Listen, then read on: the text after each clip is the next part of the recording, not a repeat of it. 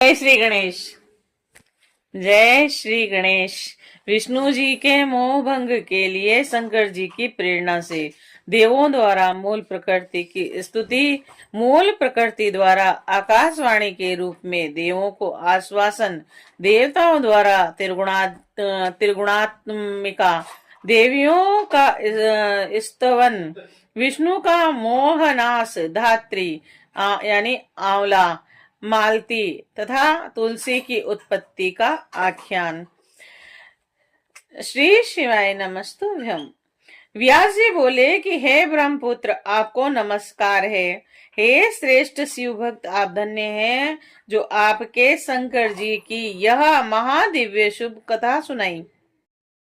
हे मुने, अब आप प्रेम पूर्वक विष्णु जी के चरित्र को सुनाइए। उन्होंने वृंदा को मोहित कर क्या किया और वे कहाँ गए। सनत कुमार बोले कि हे माँ भाग्य प्राज्ञ, हे शिव भक्तों में श्रेष्ठ व्यास जी, अब आप शिव चरित्र से परिपूर्ण तथा निर्मल विष्णु चरित्र को सुनिए। जब ब्रह्म आदि देवता स्तुति कर मौन हो गए, तब शरणागत वत्सल शंकर अति प्रसन्न होकर कहने लगे।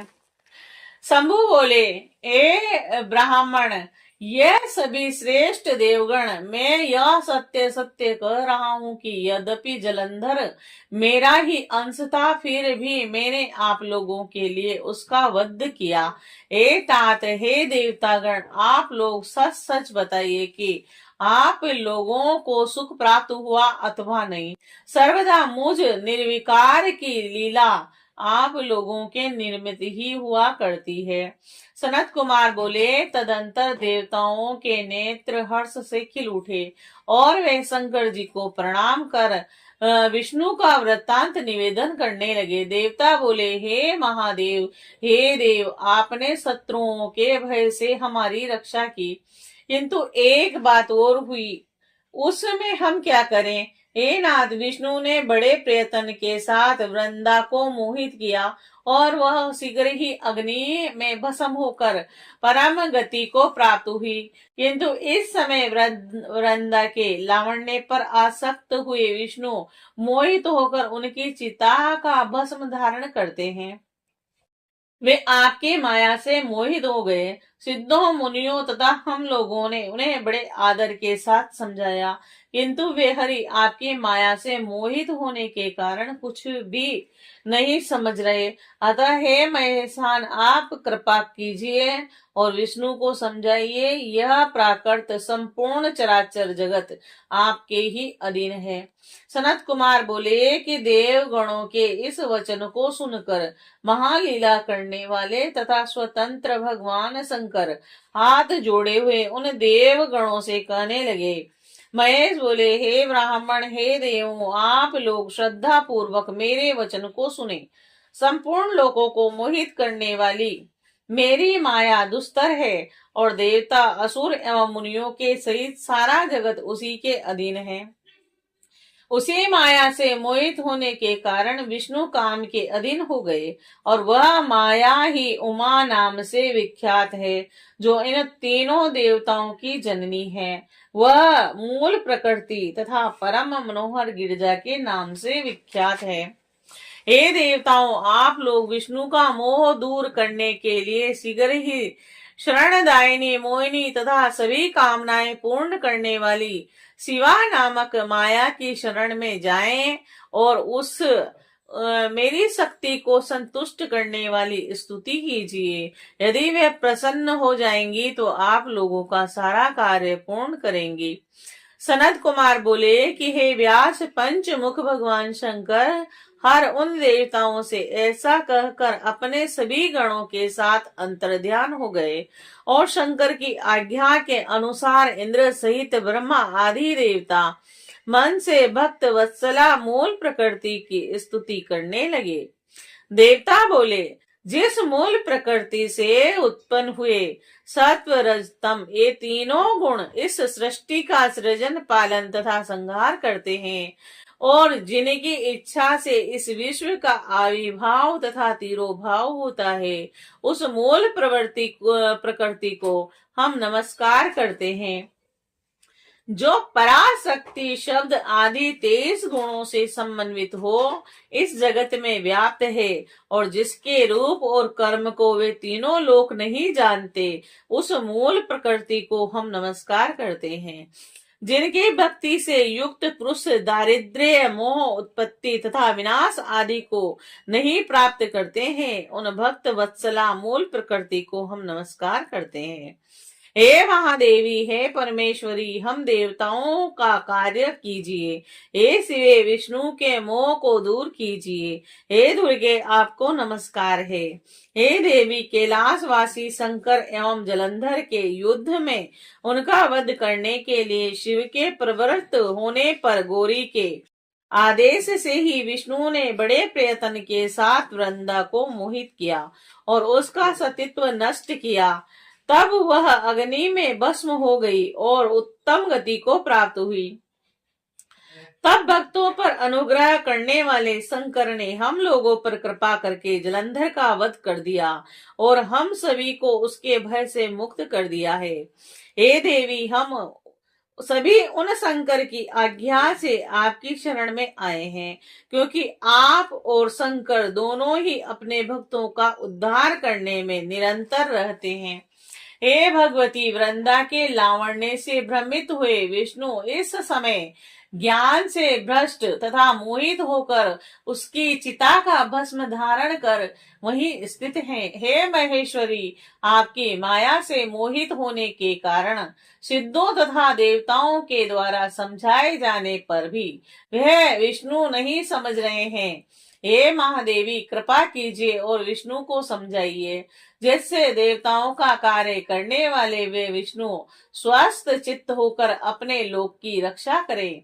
इस प्रकार की स्तुति करते हुए देवताओं ने अपनी क्रांति से समस्त दिशाओं को व्याप्त किए हुए एक तेजो मंडल को आकाश में स्थित देखा, और हे व्यास, इंद्र सहित ब्रह्मा आदि सभी देवताओं ने मनोरथों को देखने वाली आकाशवाणी उस तेजो मंडल के मध्य से सुनी। आकाशवाणी बोली कि हे देवताओं, मैं ही 3 प्रकार के गुणों के द्वारा अलग अलग 3 रूपों में स्थित हूँ।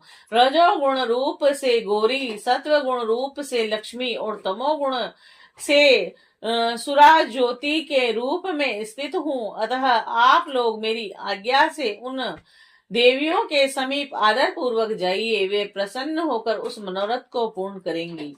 सनत कुमार बोले कि हे मुने, विस्मय से उत्फुल्ल नेत्रों वाले देवताओं द्वारा उस वाणी को सुनते ही वह तेज अंतर्ध्यान हो गया। तत्पश्चात सभी देवगण उस आकाशवाणी को सुनकर तथा उस वाक्य से प्रेरित होकर गौरी, लक्ष्मी तथा सुरा देवी को प्रणाम करने लगे। ब्रह्मा आदि सभी देवताओं ने नतमस्तक होकर विविध स्तुतियों से परम भक्ति पूर्वक उन देवियों की स्तुति की। हे व्यास जी, तब वे देवियां अपने अद्भुत तेज से सभी दिशाओं को प्रकाशित करती हुई शीघ्र ही उनमें समक्ष प्रकट हो गई। तब देवताओं ने उन देवियों को देखकर अत्यंत प्रसन्न मन से उन्हें प्रणाम कर भक्ति से उनकी स्तुति की और अपना कार्य निवेदित किया। इसके बाद भक्त वत्सला उन देवियों ने प्रणाम करते हुए देवताओं को देखकर उन्हें अपना अपना बीज दिया और आदर पूर्वक उनसे यह वचन कहा। देवियां बोली, हे देवगणों, जहाँ विष्णु स्थित है वहां इन बीजों को बो देना, इससे आप लोगों का कार्य सिद्ध हो जाएगा। सनत कुमार बोले कि हे मुने, इस प्रकार कहकर वे देवियां अंतर्ध्यान हो गई और वे ब्रह्मा, विष्णु तथा रुद्र की त्रिगुणात्मक शक्ति थी। तब इंद्र सहित ब्रह्मा आदि सभी देवता प्रसन्न हो गए और उन बीजों को लाकर वहां गए जहां भगवान विष्णु स्थित थे।